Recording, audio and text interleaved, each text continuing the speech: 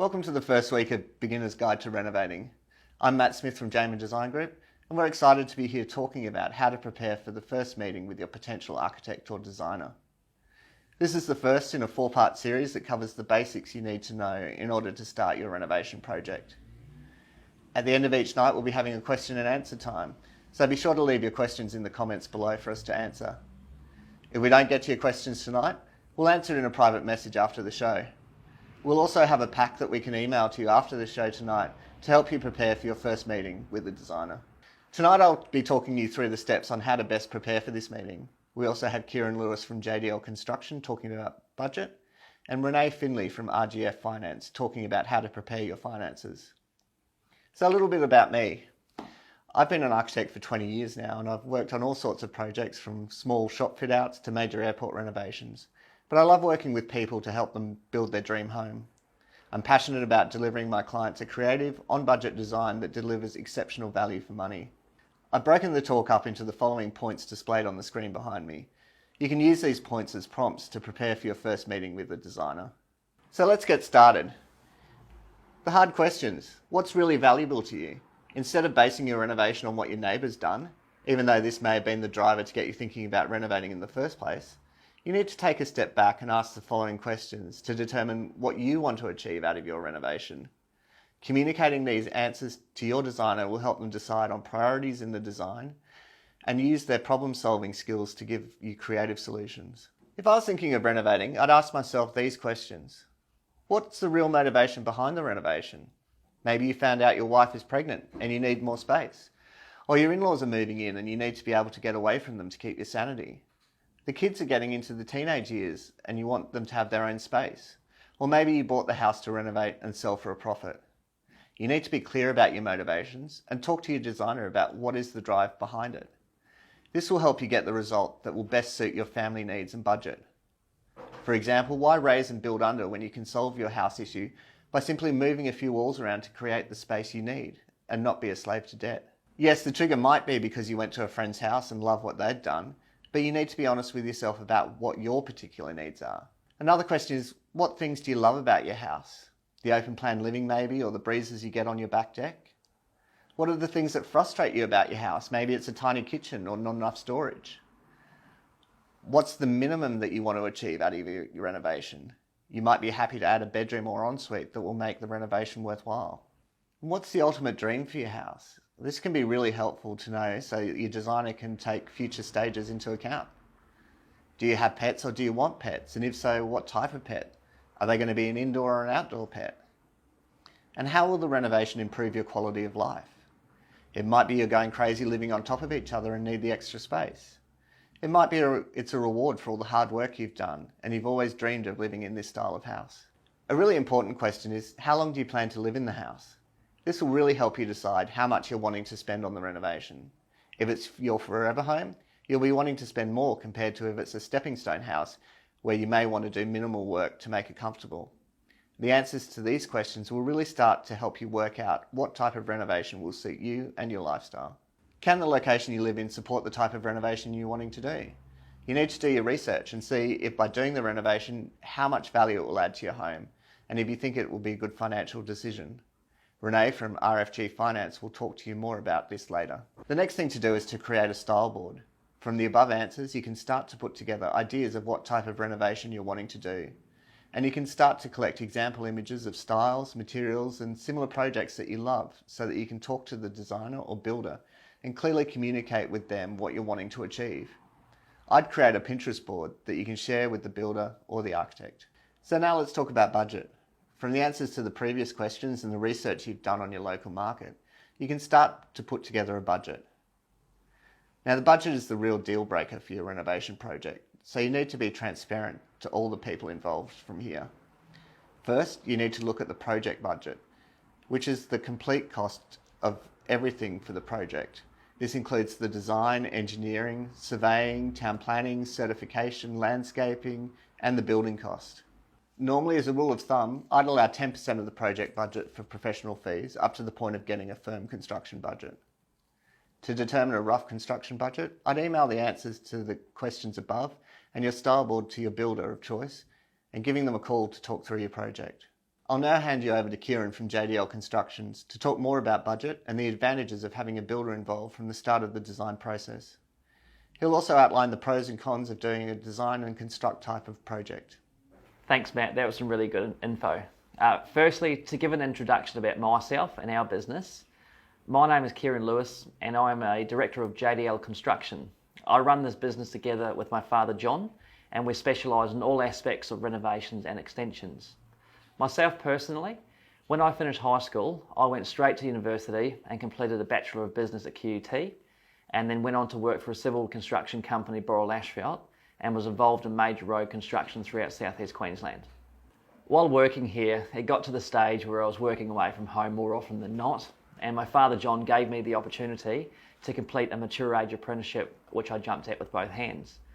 While I was completing my apprenticeship, I made the very wise decision of going back to university for a second time and completed a Masters in Construction Management at Bond University.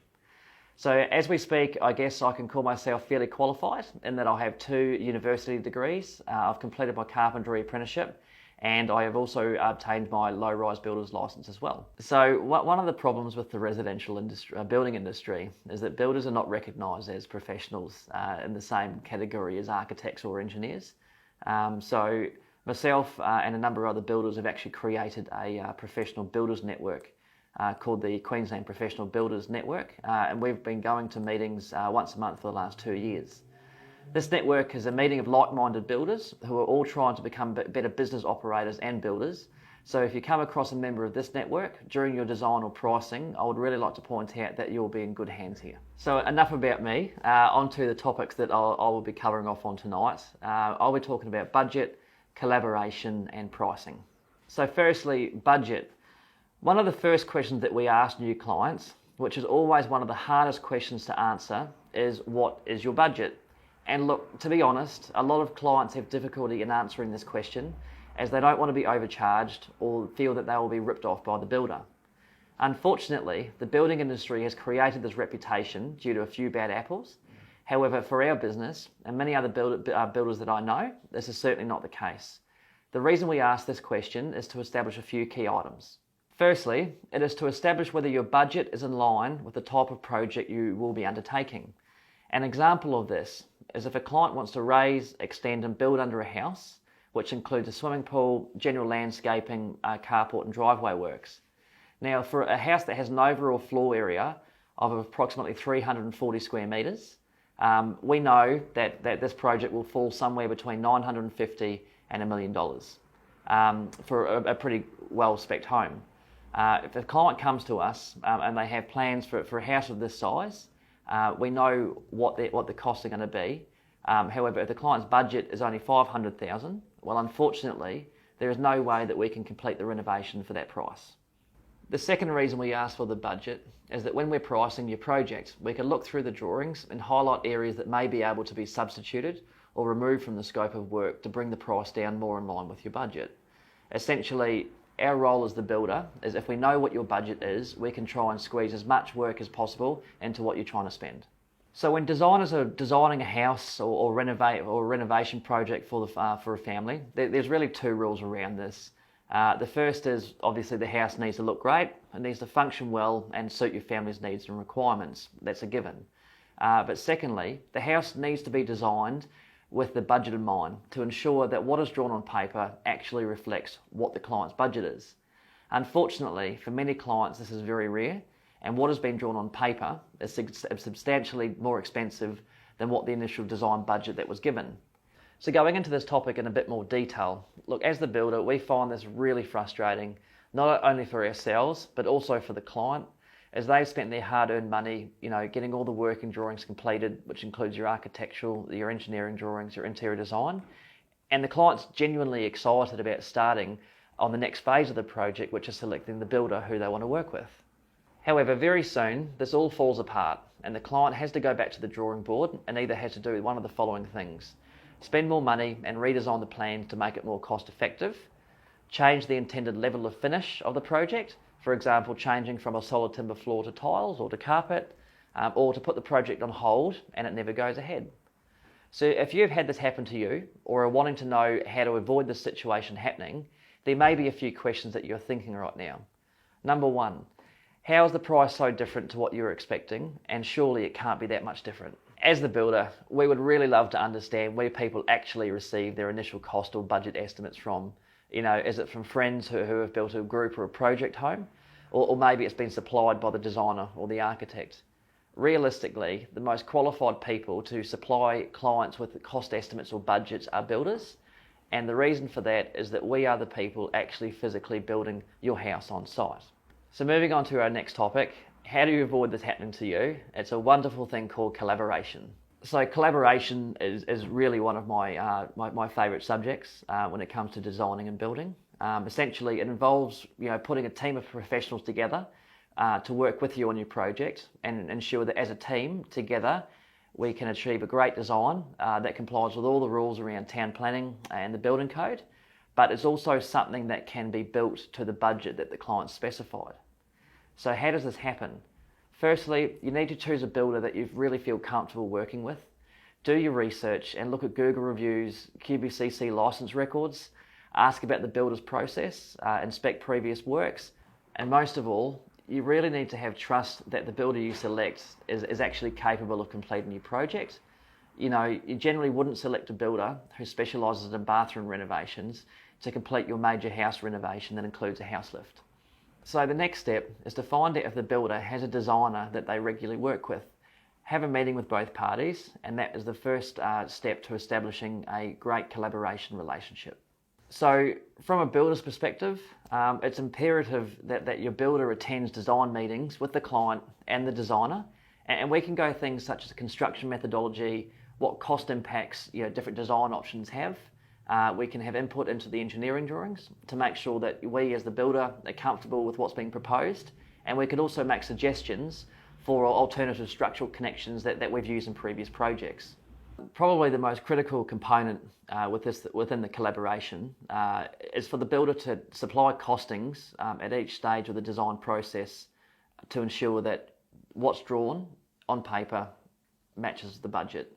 So there's typically three design stages, which is concept design, design development, and then the final working drawings. If the project is going over budget, it needs to be brought to the client's attention early so that the design can be redesigned or it can be amended fairly early on without costing any more money. So I guess the next question to ask is, how do we supply prices during these stages? So first of all, at concept stage, we have a look at the overall square metre floor area of the project, including the amount of work that's being completed to the existing part of the house, and then looking at the type of work or methodology that's actually being implemented. So whether it's a house lift, an extension, or a refurbishment, and then we actually find the projects that we've previously done, and we match those two together so that they have a very similar build style, and from that we can give you a very accurate description as to how much the cost of this project is going to be based on past experience. So once we've established the budget or what the project's going to cost, roughly at the concept stage, the next stage of the drawing is the design development, and this is where we sit down with the client and start to create a fairly detailed scope of work and start to produce a schedule of finishes, which includes what type of floors you want, what type of kitchen you like, or bathrooms, and that way we can really start to establish what level of finish is required. At the design development stage, this is where we sit down with the client and we start to create a scope of work and schedule of finishes. So we look at finishing items such as flooring, timber floors or tiles, what kind of kitchens you like, the style of bathrooms that you want to achieve, and this starts to give us a realistic idea of the finish for the project. At this stage, we spend roughly between 2 and 4 hours to work out a price, making realistic allowances for each trade and supplier, and we start to build the cost up from there. So at the working drawing stage, look, this is where everything is ready for council certification. So once we're at that stage, we can send all of our plans and the scope of work that we've created out to our trades and suppliers so that we can receive actual pricing for the project. During the design process, if we are involved, we'll make different special visits out to the house, and we'll cut inspection holes in the walls and the ceilings, check to see whether the existing floor is level, and really try to capture as much information as we possibly can, so that we can include as much cost as we can to minimise any cost overrun through the construction period. There are some builders out there who deliberately leave items out to win the job, and then they start putting variations through. But as a good builder, you really should be able to price and to capture as much cost as you can to minimise any cost overrun during the construction period. So now we've come to the one section that is always at the forefront of every client's mind. How much is my renovation going to cost? I'll cover off on some general information about that tonight, and we'll go through some more detailed explanations of how we price in a later webinar in the next couple of weeks. So as a general rule, how much do renovations cost? If you're looking at doing a house lift and build under, which would typically involve a lifting a house, extending off the back and building it underneath, you're really looking at a minimum of 600 grand. And if you're looking at adding a pool and landscaping, the price only goes up for here. For an extension is a much more cost-effective option, and you can generally get a reasonable sized extension of around 50 square metres, plus some internal reconfiguration work for about 300 to 350 grand. So another question that you might have is what factors actually add to the price of a renovation?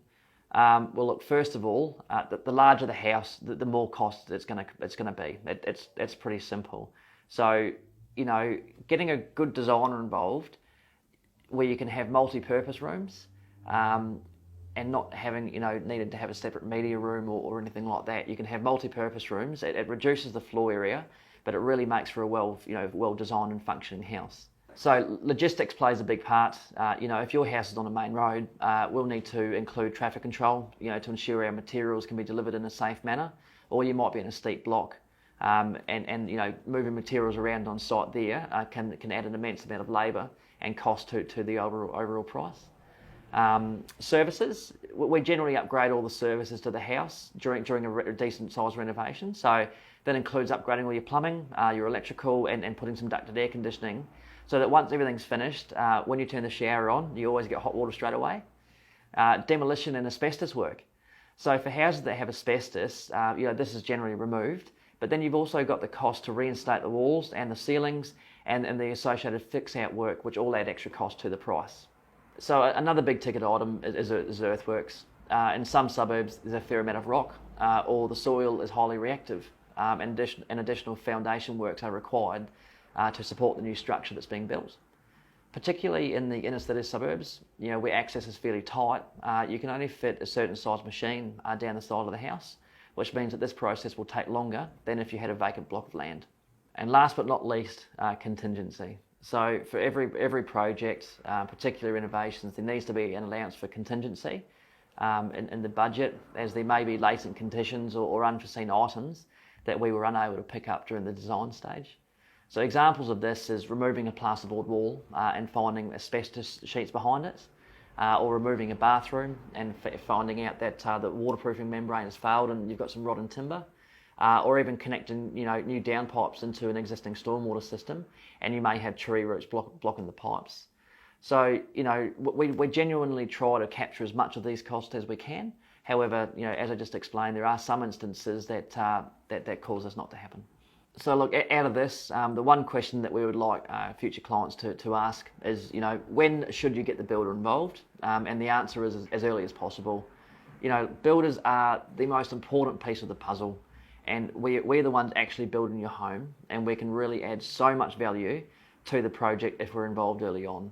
We're dealing with everybody, the mortgage, the bank, the designers, the certifiers, the town planners, and we're the central point of contact to make everything happen. And not only that, we're also liable as builders. We've got to offer a 6.5 year structural warranty, and if anything ever goes wrong, look, it always comes back on to the builder. So we really need to have a very active role in the whole process to make sure that what's designed is designed properly, it's functional, it complies with the codes. So honestly, if you can choose a builder that you feel comfortable with, get them involved as early as you possibly can, you'll have a much better outcome for your project. Thanks for that great information, Kieran. Now you have an idea of what your renovation will cost. It's now really important to get in contact with your mortgage broker and talk to them about the financial side of your project. I'll now hand you over to Renee from RFG Finance to talk you through what information you'll need to provide your mortgage broker so that they can help you decide what you can afford, how important it is to understand your local area, how much the renovation will increase the value of your house, and what's the difference between a mortgage broker and a bank. Hi, my name's Renee Findlay. I'm the owner of RGF Finance. I've been in the finance industry for over 20 years and have been in a variety of different roles, from back office equities to credit analyst, relationship manager and broker business development manager. And just over 4.5 years ago, I started my own business because I saw the need for clients to have more than one option than just one bank, and that's what a finance broker provides for them. I assist people with their finance for commercial properties, residential lending for debt consolidation and purchases, as well as equipment finance and business loans. But today we're here to talk about finance for your renovation. So you would have heard from Matt in relation to things you need to know about your building design, and also Kieran in relation to the build and the build budget. So the next thing you need to consider is the finance for that renovation. So Matt's, sorry. So you might be wondering why you need to speak to a finance broker. I can run you through a few of the reasons as to why it is better for you to speak to a broker as opposed to going to a bank. And that's because essentially a broker can provide you a number of different options, whereas if you go to a bank, they can only provide you that one option that fits their lending policies and their borrowing capacity. But when you have a broker looking to assist you, they have a number of different options across a variety of different lenders, which means that we can see which lender is going to best suit your circumstances and requirements. Now, with that, it just ensures that you get the best possible chance of obtaining the loan amount that you need for your renovation. And because what we do is we obtain all the relevant information and all the documentation that we're going to need for assessment. Different banks require different documentation, so we ensure that we have it all. We do a full initial assessment of your requirements, so we check which bank you're going to suit, which bank you're going to fit with their lending policies, which has the highest loan amount available for your needs. And with that full assessment, we then would give you the options that are available to best suit. And we fully package the application. That's after you've decided which loan you want to proceed with. We fully package that. We do a valuation up front, and we send all the information into the bank with a full file note explaining the proposal, and then we follow that through to approval, and then also assist with the loan document process and settlement process.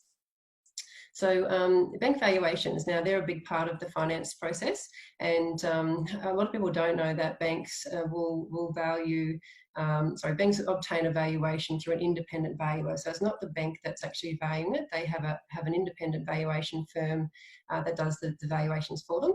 And a bank will only lend based on the valuation figure, not on the actual amount of the renovation cost, for example. So, for example, you might have a property that's worth currently $550,000. You're intending to do a build or renovation of $100,000. So you're expecting that the valuation should then be $650,000, but that's not always the case. So the valuation might come back in at $625,000, for example, because the valuer determines that based on different factors, your valuation is $625,000. They might think that yes, it's worth the $100,000 you're spending on your build, but the market value will still only be $625,000 in this example. That then means that you then have to cover the shortfall yourself, or you might need to redesign or change your particular build that you're after. Now, the valuation and the valuer, he determines his value based on a number of different factors. That will take into account the living area, so the size of the property. It'll take into account the location, the neighbourhood, the aspect, whether that be on what side of the street it's on, whether it has views or not. It'll be based on environmental issues, so whether there's a bushfire hazard or flood that's been taken into account. And it will certainly also come down to the recent comparable sales. So comparable sales are sales of other properties that might be comparable to this, and we would be valuing it as if it's complete. And those comparable sales need to be within your area and need to be recent, within a 3 to 6 month period. So if the valuer can't find any recent comparable sales that support a figure of a valuation of the 650 mark that you're after, then that's why you'll get a lower valuation figure. So that's a little bit about that. Now, I guess what also is a part of a build, whether you're doing a renovation, is progress payments. Now, progress payments will come down to whether that is a structural or a non-structural renovation. So plenty of renovations can be non-structural, and that might be, for example, that you're pulling out the kitchen, putting in a new kitchen, you're redoing the bathroom, you're repainting, doing new floors. That's all non-structural renovations. And in that case, we don't need to have progress payments involved. That means that we can, if there's equity in the property, we can obtain a loan that you get cash out, and you use those funds yourself to pay the tradesmen along the way as you get the work done. However, if it's structural renovation, so you might be adding on an extension or you're putting on a new room, that means that you're structurally changing something about the home. And that means that you then need to get a different type of loan, which is a construction loan, which is meaning that we get a fixed price building contract from the builder with specifications and plans. We get the valuation done as if it's complete based on that information. And then once it's fully approved, the bank holds on to the amount required to pay the builder. So they hold on to the construction funding, and then at each stage of the build, as the builder builds the first stage, he sends you an invoice, you send that on to us, we get it processed, and the bank then pays the builder out of those funds that they're holding. As the builder goes along, he'll do the next stage, send another invoice, so forth and so on, until the build is fully complete. And at that point, the bank then draws down the last of the construction funding. So essentially, it's the bank controlling the funds to the builder, as opposed to yourself if it was non-structural. And so it's important to be able to work with a broker who knows which banks are good for construction loans and which ones are prompt with their payment to the builder. That means that your build keeps progressing without stalling. And also it's important to use a lender that is not going to have a loading during the construction period. There are some banks that will actually charge you a higher interest rate during the construction period until you finish. So those sorts of things are important. I guess another factor is turnaround time. So all the different banks have different turnaround times. And it's really relevant. And week by week, we will always get updated by the banks as to what their turnaround times are. And that's important to, I guess, progress an application for you to meet with the time frame you have for doing your renovations. So, for example, this week, there's a bank that will assess the loan in 2 days, and there are others who will take 30 days. So, or one of them that's more than 30 days at the moment. So, that means it's really important as to which bank is actually assessing a loan in what turnaround time. And you couldn't possibly know what those turnaround times are, but as a broker, we're given those updates all the time. Now, income. So that's always a good one. And people aren't ever really sure about what their borrowing capacity is, and we certainly don't expect that they would know. And also, most people would think that all banks will look at the type of income and income the same with one bank to the next bank, but unfortunately, that's not the case. So it really does vary between the banks as to how they look at income. Okay, so for example, you might have a casual employee. Now, with the different lenders, they look at that differently. Casual employees, for example, you'll have your income that we annualise across the year. Some banks will take only 46 weeks of that income, others 48 weeks of that income, and others will take the whole 52 weeks. So if you're looking at a bank who will take only 46 weeks of your annual income as opposed to 52, you're looking at a big difference in servicing, and that will change how much you can borrow for your renovation. Same, for example, for a client who might have base income plus earns overtime and allowances, and a lot of people do. There are banks that will take 100% of that income on an annualised average income for based on the payslips you provide us. And then there are other banks who will take 100% of your base income, but they'll only take 80% of anything that's overtime and allowances. So when you compare those two, again, you've got a really different outcome as to how much you can borrow. Self-employed people, another prime example of how banks really vary on what they will look at in relation to self-employed income. And for example, you've got banks that will take, when you're looking at 2 years worth of financials, they'll take the lower year income plus 20%, or they'll take your latest year income, which it might be higher, or they'll take an average of the 2 years. So that's just a few ways of how they look at the income. Now, when you look at those 3 different ways of looking at self-employed income, the loan amount will vary greatly between the 3. So when you've got a particular build budget in mind, it's really important to know, or to have a broker working with you who knows which lender is going to look at your income in a way that is going to be able to provide a loan amount to meet your budget. So that's just a few things about income, but also, there's lots of other things to consider, especially at the moment with COVID-19 and the impacts of that. Banks are changing their requirements weekly and sometimes daily at the moment, and really important to have a broker working with you to be able to ensure that they're providing as much information as possible to the lender. They know what the bank's wanting, they know how a credit analyst is thinking and what the assessor is thinking in relation to risk. And we can provide all the information that they're going to need to best support that application to get you the outcome that you're after. A prime example of that is a client of mine last week. They are in an industry that has been affected by COVID-19, but the proposal was a really strong proposal. It was actually reducing their commitments compared to renting to purchasing. We had mitigated the application with a lot of supporting factors as to why the bank should still consider this. There were, for example, savings that were going to be available that would last a considerable amount of time for repayments, even with no income, even though that wasn't the case. But when I submitted that application, I put a detailed file note in. I supported it with extra information that isn't usually required, but during COVID-19, we're providing as much information as possible to support it. So I submitted that application. Now, the assessor called me to say, I've got your application. I'm in the middle of assessing it. I've got a few questions, and it's looking like I'm not going to approve this loan.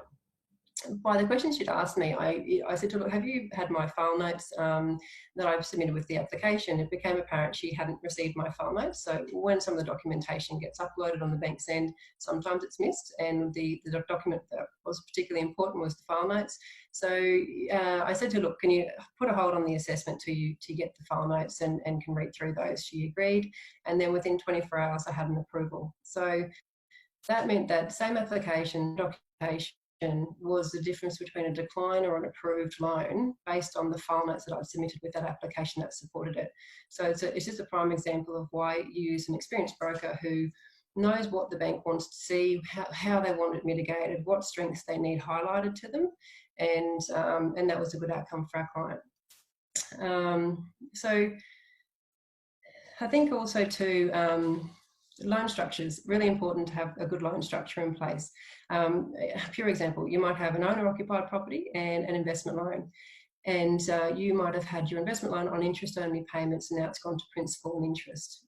You're now looking to borrow more for your renovation, and that will increase your commitments. But we can look at the restructure of some of that lending, so that you might have, we might restructure your investment loan to an interest-only facility for a particular period of time. That'll have a few benefits. It will maximise the interest on a tax-deductible debt. It will mean that your overall commitments may not have actually increased particularly much with the increase for your renovations. And you might also be able to focus more money on paying down that owner-occupied loan, which is, again, a non-tax deductible debt, that you can pay your own home off sooner, reduce your interest, and reduce that remaining loan term.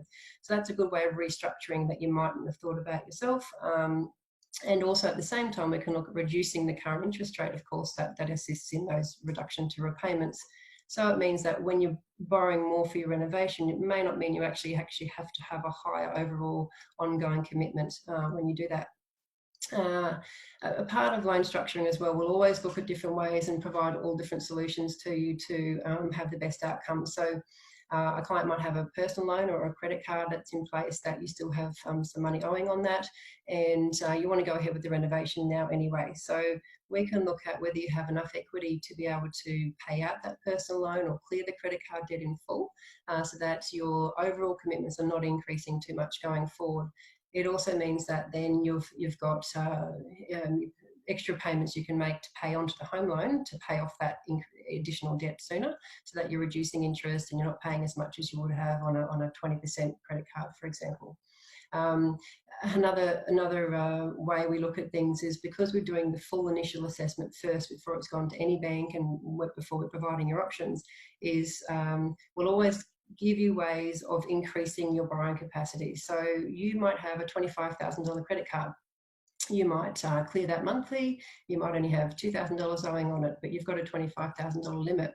So the banks will take into account 3 to 3.8% of that limit as an ongoing monthly commitment. Now that's $750 to $950 per month that the bank will take into account as an ongoing commitment. If you've got a $750 per month commitment in place, that will really affect your serviceability and how much you can borrow. But you might clear that monthly, which means you don't have that type of monthly payment on it, or you might not have even used it for a year.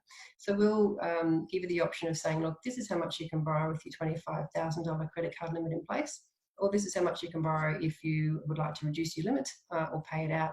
And it's a significant difference on how much you can borrow just based on that example.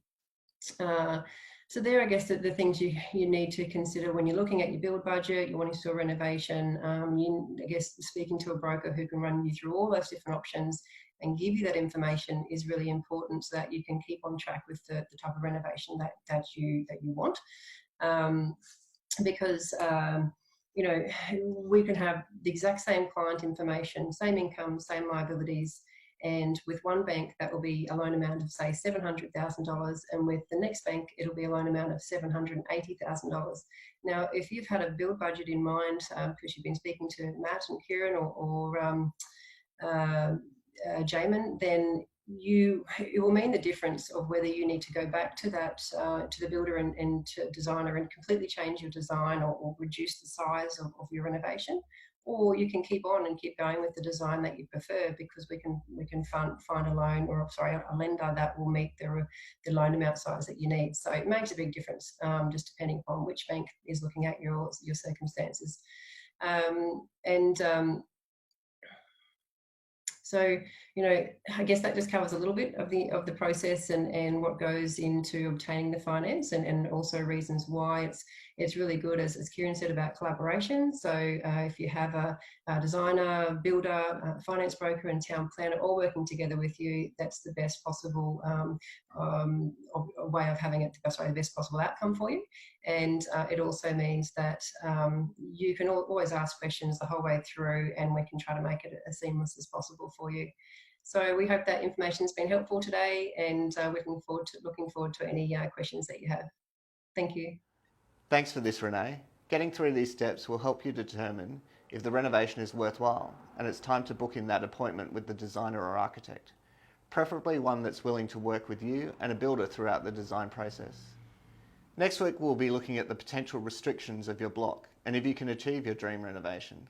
We'll be hearing from Peter Charles from Brisbane Town Planning and Michael Tyrell from Building Approvals and Advice.